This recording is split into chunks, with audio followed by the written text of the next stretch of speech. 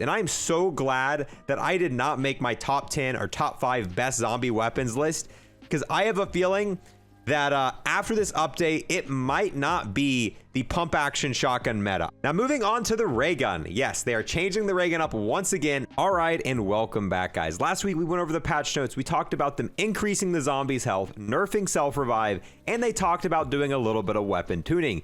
We just got the weapon tuning kind of update notes today, and holy crap, Zombies Come Thursday is gonna feel like a completely different game. They're pretty much changing and tuning up every single weapon in Zombies, doing a bunch of multiplayer changes. They've given us information on exactly how the self-revive nerf is gonna work. They're giving us information telling us exactly how Crank 2 is gonna work, and so much more. I'm gonna go through, read through pretty much the important stuff you need to know from these patch notes. If you wanna see the full list below, the link for these patch notes will be linked in the description. Now, the first thing to note is that this officially begins on May 20th. However, this update is going to go live tonight, so some of these things we're going to be able to test out tonight. I think all of the weapon nerfs and buffs are going to take place tonight when the update goes live, instead of waiting till Thursday when, you know, Cranked and the Outbreak Easter egg and all of that stuff goes live. So definitely make sure to tune into my live stream tonight where we can kind of test out all of this stuff together. They're going to be adding old legacy calling cards from previous COD games to the Prestige shop. Cool. I'm just going to gloss over that. I'm not going to read all that because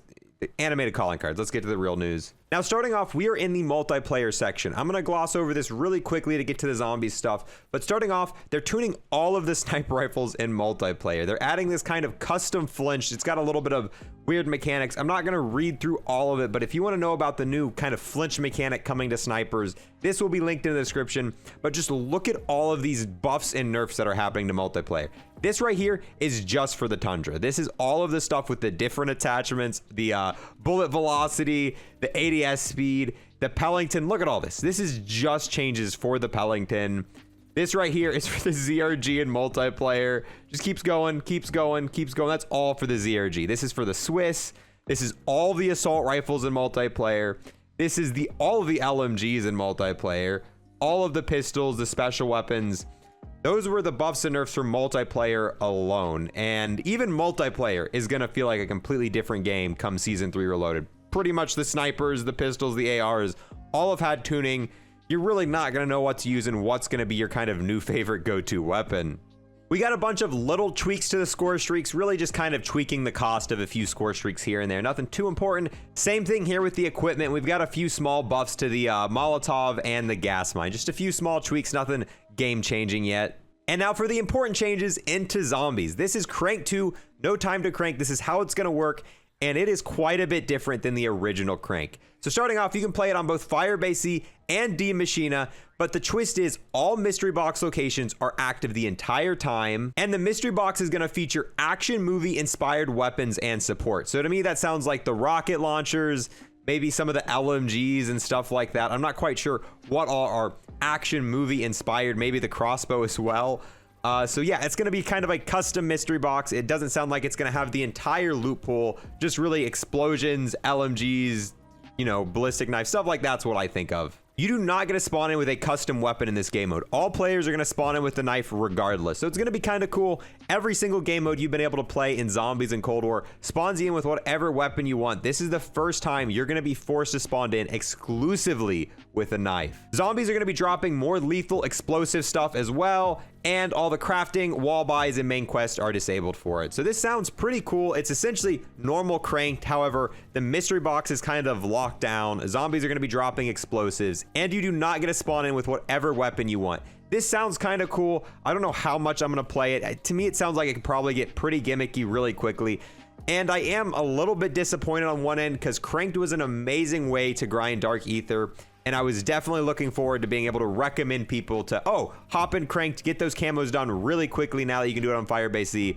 But unless you're trying to grind, you know, the knife or one of the few weapons that are in the mystery box, probably not going to be that great for grinding camos in Zombies.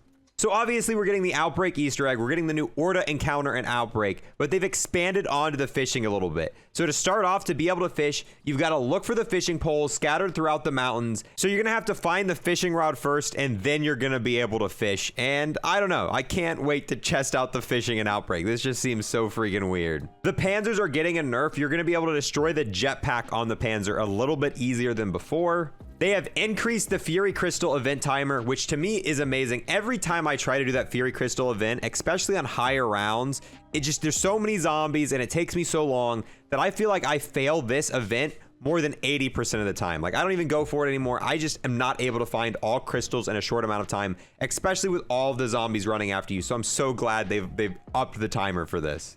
If you are a Dead Ops Arcade fan, there is a ton of stuff in the patch notes, a bunch of stuff about spawn rates, new different items, players being able to rejoin a match and have their fates restored upon rejoining. I'm not going to read through all of this. Like I said, patch notes will be linked below if you're a Dead Ops Arcade player and you want to read through all of these changes. Look at this. Look at all of these adjustments to Dead Ops Arcade, and they're also adding a brand new mode. So yeah, that's going to be it's going to be insane. We got a few minor changes to Onslaught, but nothing too important, and 80% of the players can't even play this mode anyway, so we're gonna scroll past this and get to the bigger changes. This is the zombie buff we talked about in the last one. Maximum health caps for almost all enemy types have been raised to provide more challenging above round 40, but I don't think it's gonna be that big of an issue if you just let me read a little bit farther down when we get to the weapon tuning.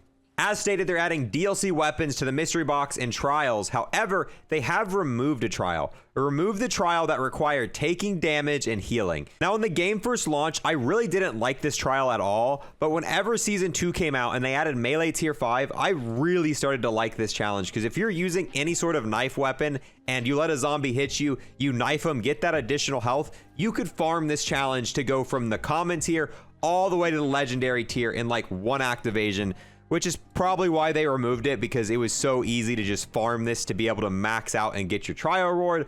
Little bit annoying. They might have just been able to adjust it and nerf it a little bit instead of just, you know, completely removing the entire trial. But hey, that was a kind of annoying one to begin with, so maybe it's better that it's gone. Now, this is a massive change. All field upgrades now activate faster instead of waiting on the wand animation. The wand animation is that little thing you hold in your hand and press the button to activate it. So now when you're cornered and you go to use Frost Blast or any sort of, you know, ability to save you out of a corner, you're going to be able to activate any ability you're using quicker than what you were previously. Now, as for support changes, they doubled the ammo capacity of the combat bow.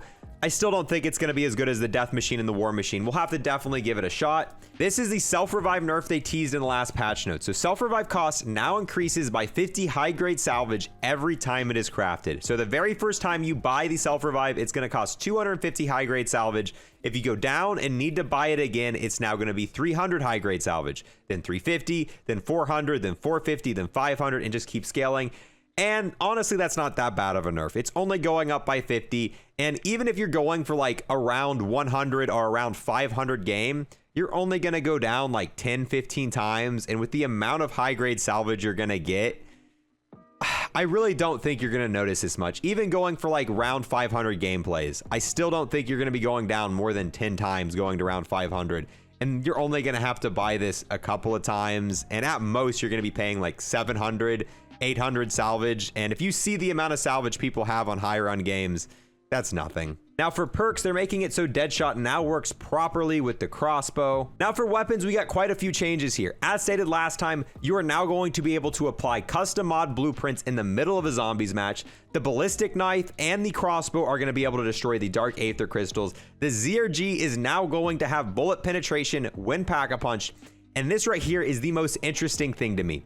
Weapon camos addressed an issue where pack-a-punch camos wasn't appearing on blueprint weapons. So when you guys use a blueprint weapon, if you were to pack-a-punch your gun, it would apply no camo onto that weapon. If you were using, let's say, the Alien M16 variant and you were to pack-a-punch that, when you got that out of the machine, it would have no camo on it whatsoever. However, if you were to apply like any other camo in the menu, like let's say Dark Aether or DM Ultra to the weapon, it would apply to it. So now it's going to be able to take that variant and apply the pack-a-punch camo, which is really cool. I cannot wait to see what the new Dragon Krieg variant looks like with these pack-a-punch camos on it.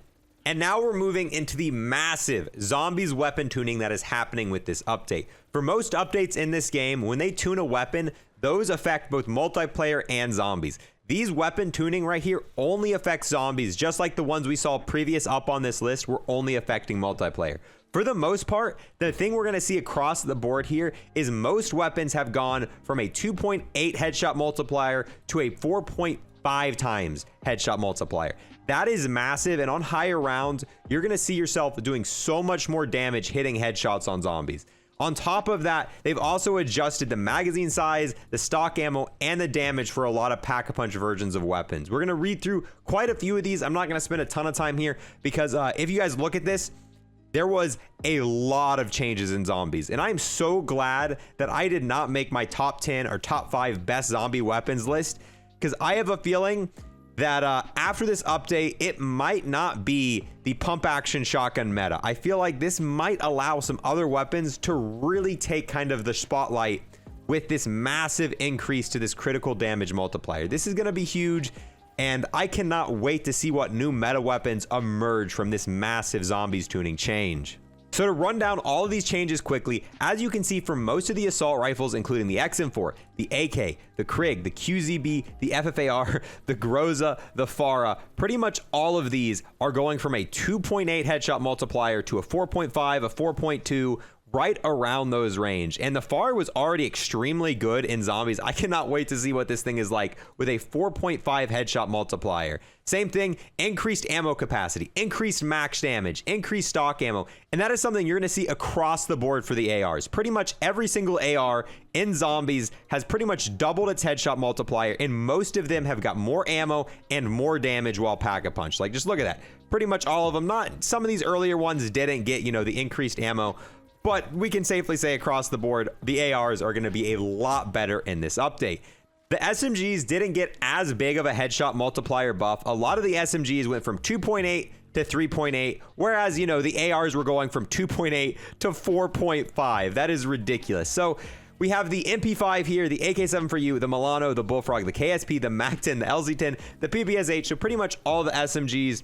For the most part, most of them went to a 3.8. However, the MAC-10 went to a 4.0, and the PPS-H went to a 4.2. I already thought the PPS-H was an amazing SMG, and it alone got a bigger buff than the other SMGs. Not only did it get a 4.2 headshot multiplier, it got increased max damage range, increased ammo capacity, and increased stocked ammo. I am really looking forward to try the new PPS-H when this update hits. I think this might be one of the new go-to weapons, because that 4.2 headshot multiplier stacked with this increased ammo and increased damage is going to be massive on the PPS-H. And now for the tactical rifles, pretty much every single one of these got changed in the same way.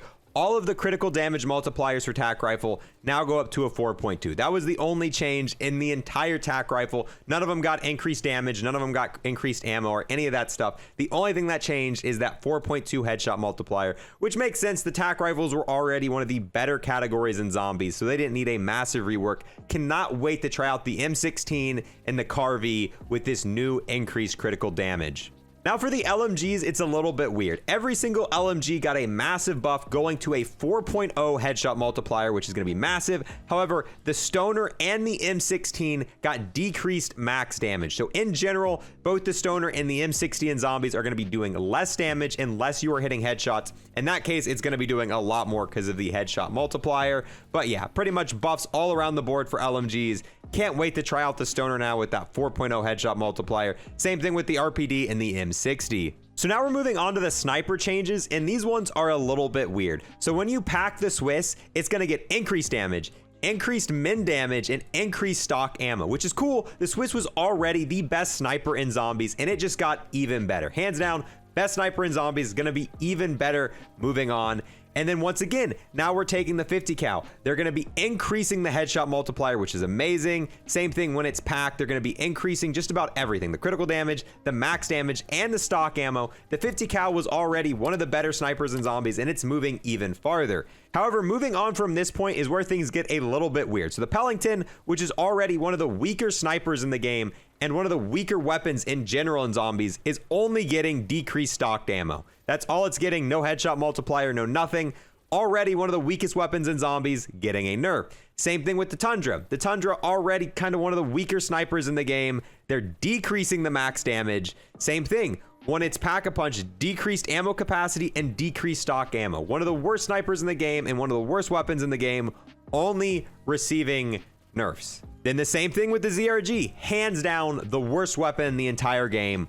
decreased stock ammo is all it's getting. It's not getting a headshot multiplier, none of that. Yes, it's going to be able to penetrate zombies when it's pack-a-punched, but to me, these are some of the 3 worst weapons in zombies. We just looked at all these massive buffs and stuff like that, and probably some of the 3 worst weapons in zombies are getting nerfs. This makes no sense to me. And the best sniper, the Swiss, hands down, the best sniper in zombies, is just getting buff after buff after buff. And this to me is only going to create even bigger of a skill gap between the snipers. Pretty much these snipers were pretty bad and there was no real reason to use them. You wanted to use the Swiss over all of them for every reason possible. And now the Swiss is just getting all the love. It's getting all the love. And I don't know, that's a little confusing to me. If anything, I thought the Swiss was going to get nerfed and these guys right here would have got buffed. But, you know, Treyarch does what Treyarch wants. Now, moving on to the pistols, most of these are getting a slight buff. The pistols, especially when akimbo, are already super strong in zombies. So the M1911s are getting a slight increased headshot multiplier. Same thing when it's pack-a-punched, a little bit extra ammo and a little bit extra critical damage. The Magnum, on the other hand, is only getting decreased stock ammo, which the Magnum was already massively strong in zombies. So I kind of understand them not giving the Magnum a buff and buffing the other pistols to kind of bring them on par.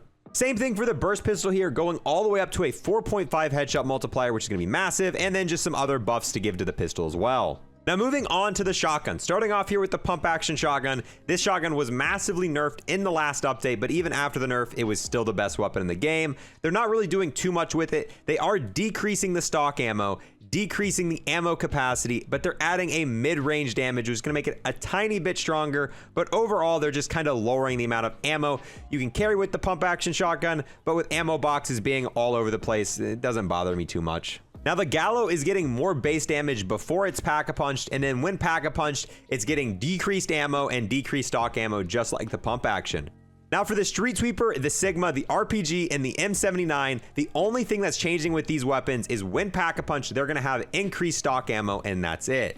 Which is a little bit lame for the rocket launchers. I kind of wish the rocket launchers got a bigger buff, because as it stands right now, there's no real reason to use a rocket launcher, and they're kind of fun to use, but other than that, there's no reason. And with everything else getting all these big buffs, I feel like all the rocket launchers are going to be left behind a little bit. Now moving on to the ray gun. Yes, they are changing the ray gun up once again. So before you pack-a-punch the ray gun, it is going to have decreased stock ammo from 80 to 60.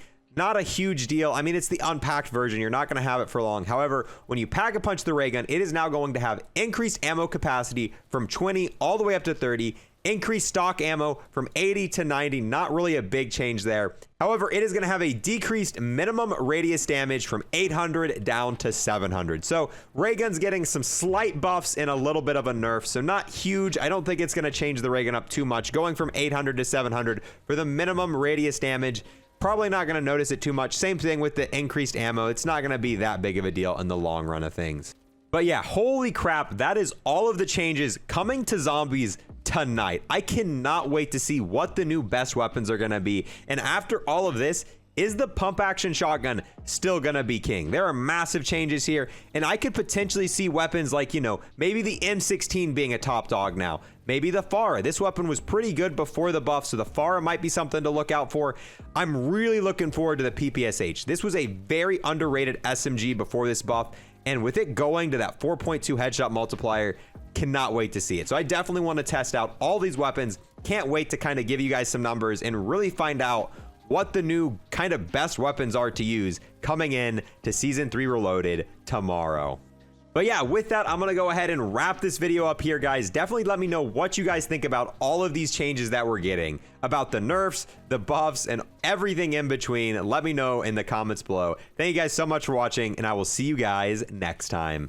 I just want to take the last little moment at the end of the video here to give a huge thanks to everyone who's became a Twitch subscriber and a YouTube member. And a huge special thanks to those who have taken it above and beyond. We've got the man, the myth, the legend, Cryptic, the absolute boss, Shadow King, the man whose name should be really easy to pronounce, Yamasta, and the madman, Buckley himself. All 4 of these people have taken a step above and beyond and became Unlock++ members on YouTube. Thank you guys so much, true homies.